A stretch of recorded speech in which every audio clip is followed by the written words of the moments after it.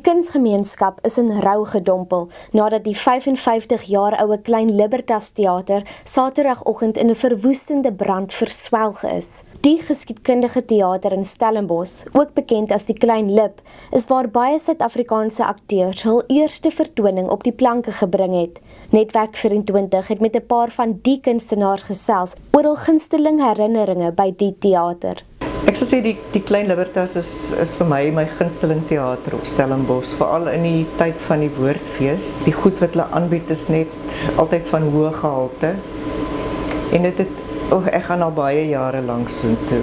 Toe ek Saterdagoggend die nuus skryf, was ek omtrent verpletter, want dit is, jy weet, hierdie klein theatertjie met hierdie groot hart.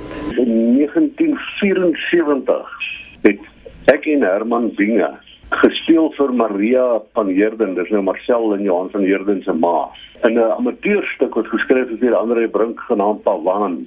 Ons het dit in die Klein Libertas gedoen op daai verhoogie en dit was 'n ongelooflike suksesvolle ding. En daar was François Swart van Truk, het daai tyd audisies afgelê met die ou meerstudente.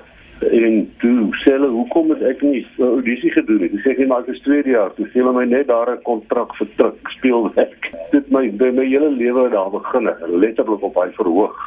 As ek nie daai gedoen het op daai verhoog, op daai plek, en François het nie kon kyk nie, dan was ek nie nou in die theater 10 nie. Ik onthou my eerste keer dat ek daar was met 'n Spaanse dansgroep.